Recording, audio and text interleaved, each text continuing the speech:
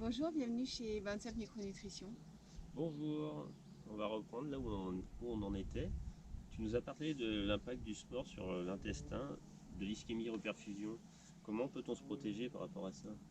Alors déjà au départ, en fait, d'avoir un écosystème digestif en bonne santé. Et pour cela, avoir une hygiène de vie quotidienne saine. Donc les trois piliers de cette hygiène de vie vont être l'hygiène alimentaire, l'hygiène émotionnelle et environnementale. Donc déjà, commencer par ça au quotidien. À l'effort, il y aurait des gestes à adopter? Voilà, donc après plus concrètement, donc en effet à l'effort, donc vraiment s'assurer au niveau de l'hydratation et de l'alimentation.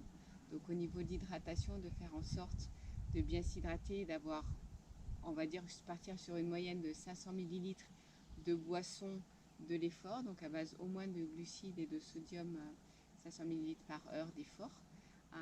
Et puis sur des efforts plus longs, de s'alimenter vraiment pour avoir cet apport à peu près de 50 grammes de glucides par heure. Donc en solide, vraiment prendre des petites portions souvent plutôt que de s'arrêter toutes les heures et de prendre une barre entière.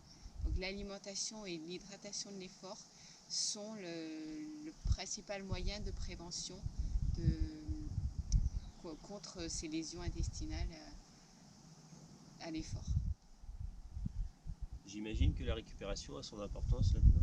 Complètement. Donc c'est voilà, le troisième geste à adopter, c'est les habitudes de récupération post-effort. Donc sur des séances courtes d'à peu près 1 heure, de bien faire en sorte de prendre une boisson de récupération composée de glucides et de protéines en rentrant de votre séance. Et puis de bien vous hydrater donc avec de l'eau gazeuse, qui est intéressant. Au niveau de la récupération plus longue, donc si vous avez un effort type endurance longue de 3, 4, 5 heures ou une course, une compétition, il faut vraiment aussi prendre soin d'adopter des gestes d'alimentation et de récupération sur la semaine post-effort. Donc là, ça va être au niveau du contenu de votre assiette, de faire en sorte d'avoir des aliments basifiants, anti-inflammatoires, comme beaucoup de fibres, donc beaucoup de légumes, beaucoup de fruits, des laitages végétaux, des œufs et des céréales pauvres en gluten. Voilà, donc l'alimentation que vous allez mettre en place post-course ou post-compétition va être primordiale justement dans la régénération de cet écosystème intestinal.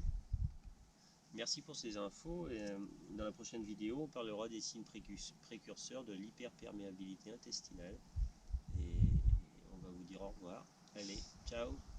À très vite, merci. Ciao.